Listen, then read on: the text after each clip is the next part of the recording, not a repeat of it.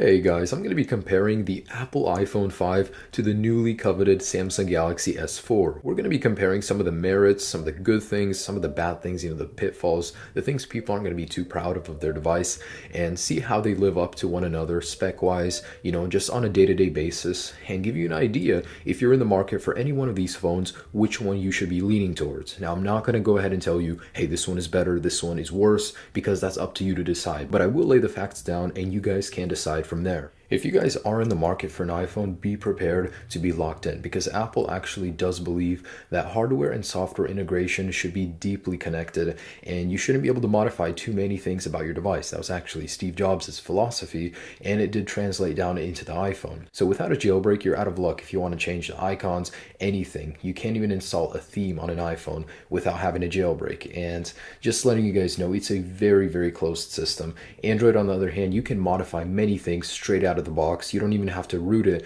to do a lot of the things you have to do with a jailbreak on an iPhone.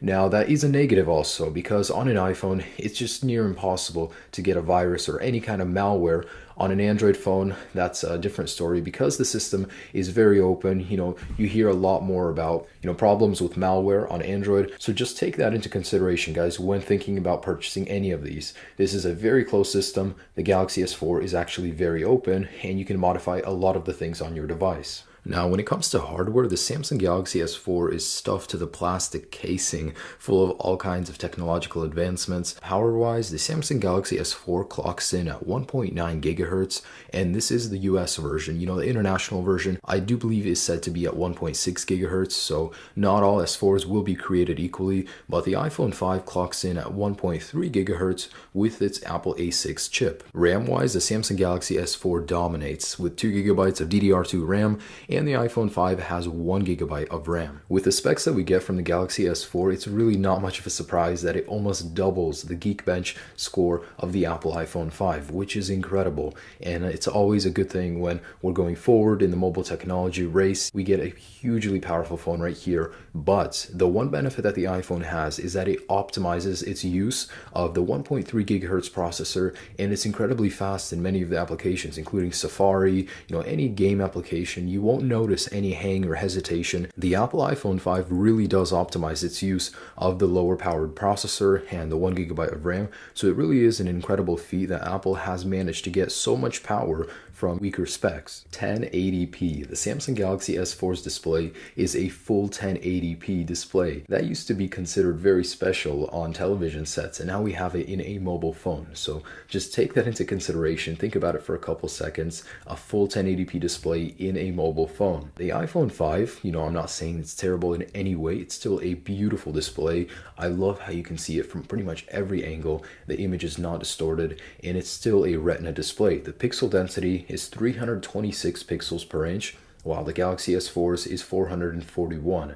So obviously the Galaxy S4 does have an advantage here, and also being an AMOLED display, that means it does take up less power. So the power consumption is not as great from the display on the Samsung Galaxy S4. And another advantage of AMOLED displays is a darker contrast. And if you're displaying an image, you'll get much darker blacks and darker colors. At 5 inches, the screen from the S4 is considerably larger than the 4 on the iPhone 5, but that's not to say it's more comfortable to use.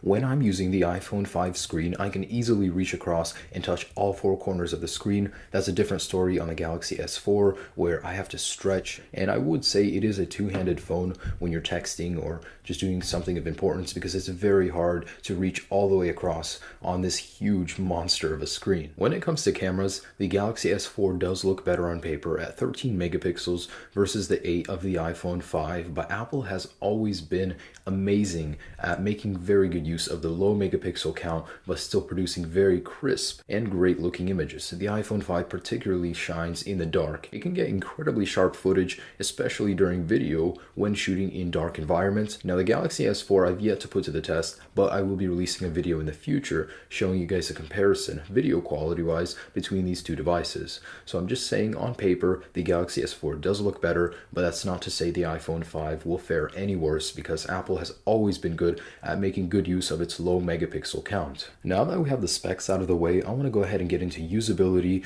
and day-to-day use. Software-wise, we're looking at Jelly Bean 4.2.2, Android operating system on the S4, and on the iPhone iPhone 5, we have iOS 6.1.3. Off the bat, any infant can pick up the iPhone and know immediately with confidence what he's doing. It's just such a simple interface, very streamlined, and not much has changed over the time. Now, when you go to Android, I've actually had a lot of friends tell me that it does have a little bit of a learning curve, kind of a more complex software because of all the customizability, and it is a more complex software with more control, of course. So it does have a little bit of a learning curve, but in the end, it's very rewarding. Now let's quickly take a look at some of the benefits of each of these devices. Now the Galaxy S4 does have a monster of a screen, and I know many people do have big hands, so it's obviously the natural choice for them. The iPhone 5 is a very small device, so the Galaxy S4 does dominate, of course, in the screen size wars. Also, the Galaxy S4 has many cool software features that I have not seen on the iPhone. The Samsung really does innovate. So here's this cool feature where you can record video or take pictures and have your expression in the video itself too, or a video clip. You can move this thing around, and it's a very cool feature. I'm sure many iPhone users will be able to get this with a future jailbreak tweak, but stock iOS users will not find this feature. There's actually several other very cool gestures as well. So if you want to hold an app and then wave your hand over the screen, it's really cool because you can move it around just like that. It uses the camera, and there's actually several other very cool features. So here's another really cool one. If you hover your finger over the screen without touching it, you can actually control some of the aspects of the software. And right here, this is just a zoom in feature, but you can modify it to your liking.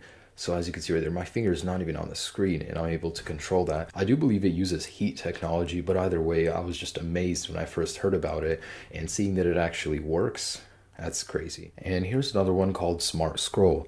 So if I go into the internet browser, and it actually notices my eyes, it's actually looking for them right now. Okay.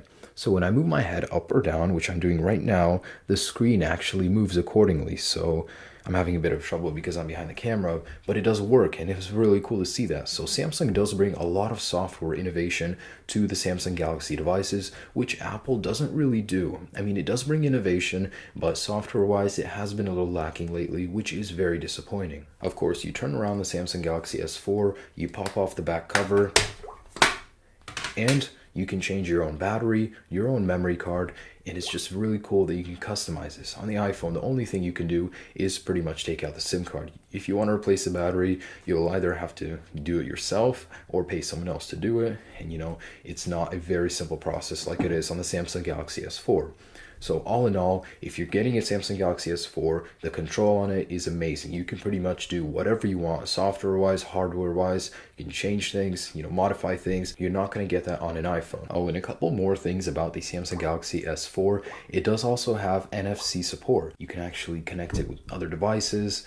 You can pay for things with your Samsung Galaxy S4, Google Wallet, all that kind of stuff. It's a very big advantage to many people. And those are the advantages of the Samsung Galaxy S4. I'm sure there are many more, but let's go ahead and turn to the iPhone. Now, for the iPhone 5, hardware-wise, it's a beautiful device. In case you guys didn't know, it's built of aluminum and glass, and that's it. There's no plastic on the iPhone 5 whatsoever, so immediately when picking it up, you'll feel a device that's made of quality. The Galaxy S4 is pure plastic. There's not much metal on it whatsoever, maybe internally, but the iPhone 5 is beautiful. So hardware-wise, the iPhone 5 just wins hands down.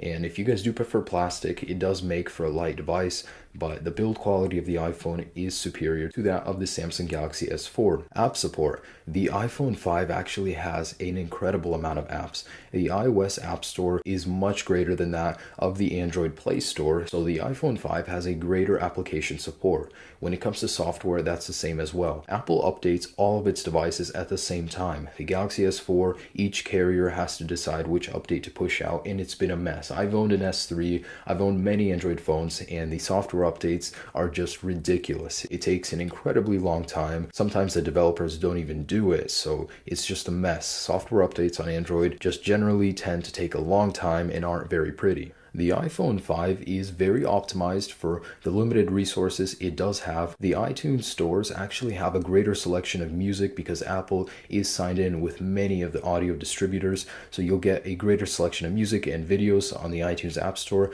than you would on the Samsung Galaxy S4. And of course, for many people, just the general usability of the iPhone is very easy. You can just pick it up and use it, and the screen size is comfortable. You can easily reach any point of the screen with one hand, so it's not a two-handed phone, and And generally, the iPhone is a very well-rounded experience. The Samsung Galaxy S4, you can control it, you can do anything you want, you can modify in any way. So it all comes down to personal preference, which device you do want to buy. Price-wise, they are very similar. If you want to enter a contract, they will be cheaper, of course, but you will be looking anywhere from 600 to 800 bucks off contract for any one of these devices.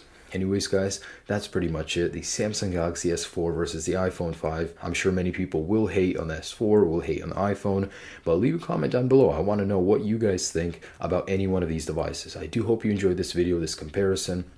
That is the Samsung Galaxy S4 versus iPhone 5. Let the wars begin. Anyways, guys, have a great day. Peace.